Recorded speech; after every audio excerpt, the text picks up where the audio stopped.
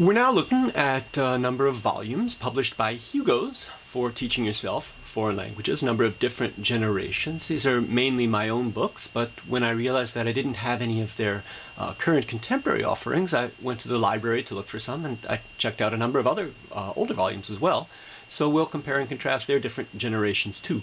Hugo's has never offered a huge range of language, perhaps 15 at the most, mainly Western European and some big exotic ones. The little books you see at the right are from the mid-20th century, 1930s, 40s, 50s. The blue ones in the middle from the last quarter of the 20th century.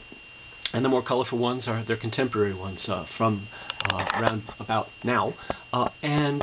Here are some of the cases, the CD case and tape cases that they came in. And let's start to look at some of their volumes. When they say simplified system, what they mean is that they're aiming to give you a bird's eye overview of the grammar, which is a nice good place to start, rather than a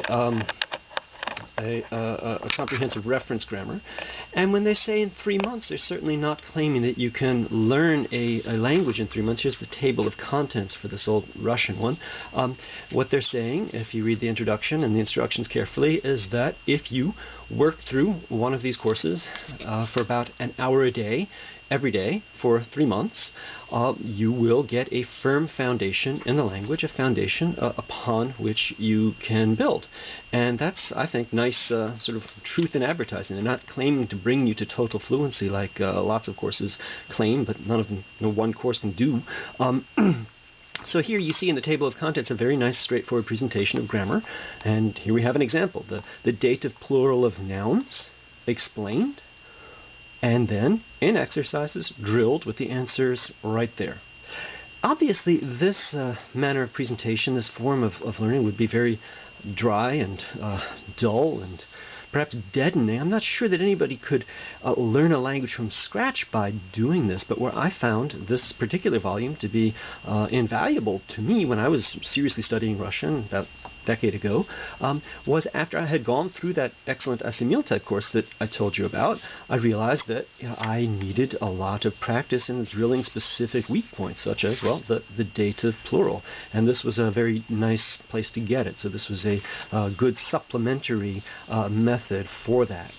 This is the older series, the oldest series. Let's look at the way one language was treated in a number of different series, different generations. Here's Italian. Back when books cost $1.50, again, they never put the exact date of publication in it.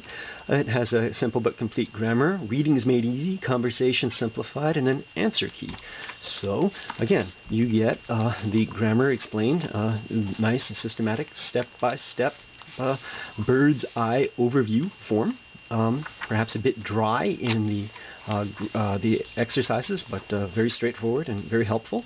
And then you get, in the reading simplified, you get all the vocabulary that you need and a little answer key right to that. This here only goes into sort of anecdotes and little phrases, but it's a nice introduction to reading. And in the conversational exercises, you get all the sort of daily life, practical utilitarian kind of practice that you could want. So, and then the answer key is complete. There's nothing that's not translated, not given to you.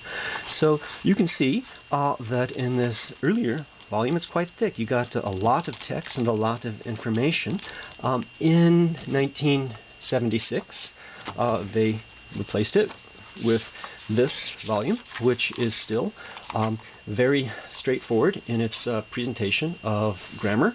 It's got the conversations built into the material now, and the exercises are still absolutely straightforward grammatical translation and manipulation of grammatical forms. So it's quite nice. It's quite good.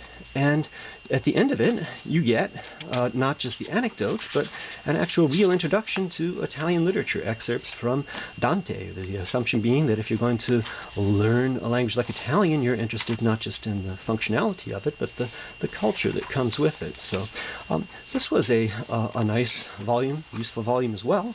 And in their contemporary offering contemporary manifestation. They have made some concessions, if you look at it, to the contemporary look. It's got a lot of graphic design is highlighted. Things are in square boxes with gray shade. We don't just have text on a page anymore. And they have also got a bit of the sort of phrase book presentation, saying each chapter begins with "you'll learn how to ask directions," and the conversations are key to that. But if you look at the table of contents and the structure of the exercises themselves, they've drawn the line at that point. They don't put, they have not abandoned a simple, straightforward presentation, a logical presentation of grammar. You still get that very much.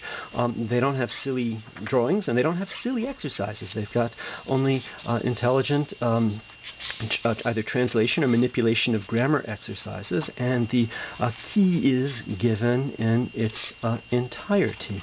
So the promise was never there to give you a complete reference grammar, and what is actually delivered is actually, in many cases, I find now to be more satisfactory than what you're given, say, in some of the other series we looked at, the Teach Yourself or the Colloquial, which, again, the best volumes of those are infinitely better and richer in that they give you much more information, but some of them don't even deliver that.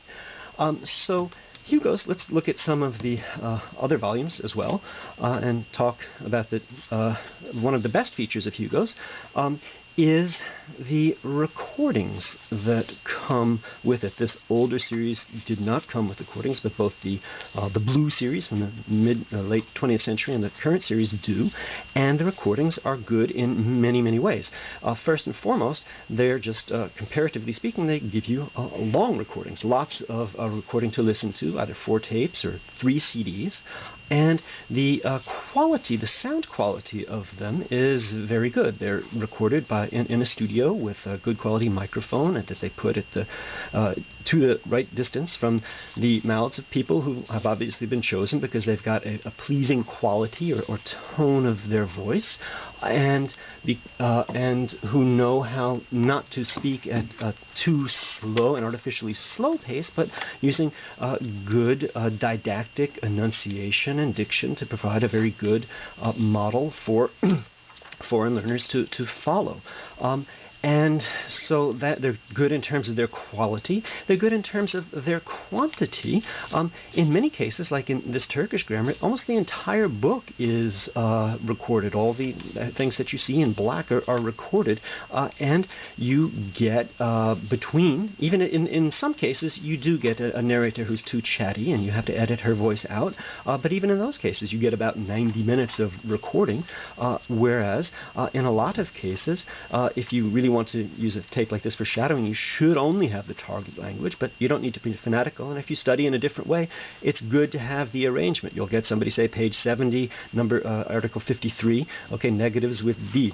And so you get good sort of guidance with them. And so all things considered, I would say that this is a very good option, a very good alternative for you to supplement your studies with if you are a shadower using Assimil or Linguaphone. If you are a straightforward sort of grammatical translation type person, as long as you're a beginning or intermediate student, you will get a very good foundation from this. And even if you're a much more practically oriented student, if you don't have issues with language learning, if you can study, you can probably get a lot more from these than you can get from a lot more of the popular courses of computer-oriented or all-talking type courses. So this is an option everybody should know about.